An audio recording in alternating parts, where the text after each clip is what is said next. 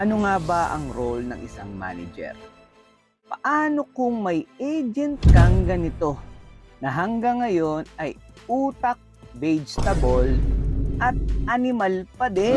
Kaya dito pumapasok ang role ng isang manager.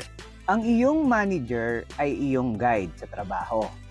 Maaaring sa iba, iniisip bakit ba kailangan pa ng manager ng isang team?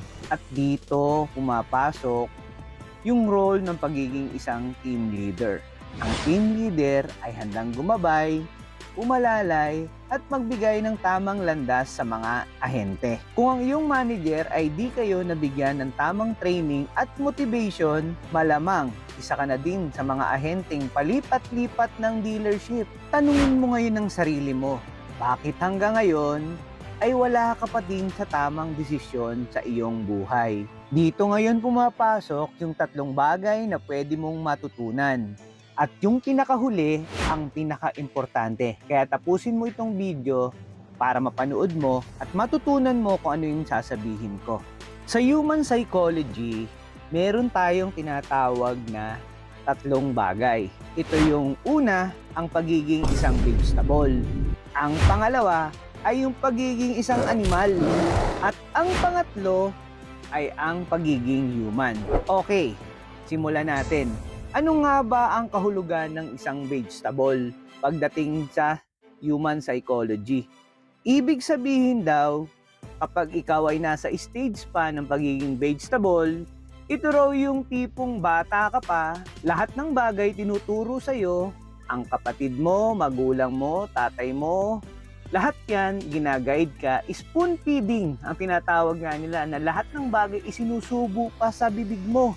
Ibig sabihin, dito, ikaw ay isa pang vegetable. Pangalawa, animal. Sa pagiging animal naman, ito yung tipo na dati ay bata ka pa, lumaki ka na, naging high school ka na, nagkaroon ka na ng sariling kaisipan. Pero anong ginawa mo? Isa ka pa ring animal. Ba't sinabing animal? Kasi pagdating mo sa trabaho, yung mga kilos, yung mga galaw at mga ugali mo, hindi mo pa rin nabago magbuhat ng bata ka. Kung pasaway ka nung high school ka, pasaway ka nung college ka, pagdating mo sa trabaho mo, mas naging pasaway ka pa. So ano ang tingin sa'yo ng boss mo? Iisipin nun, isa kang animal. Nasa human stage ka na, ito naman yung tipo na talaga namang hahangaan ka ng mga kasama mo sa trabaho, magiging huwaran ka, nakikita mo na ang sarili mo bilang isang tao o pagiging human.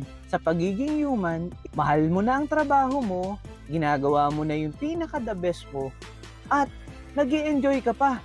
At bukod doon, kumikita ka pa. And magkakaroon ka ng saving, magkakaroon ka ng pambili mo ng sariling bahay, sasakyan, at kung ano-ano pa. Ano pang iniintay mo? Kailangan maging human ka na.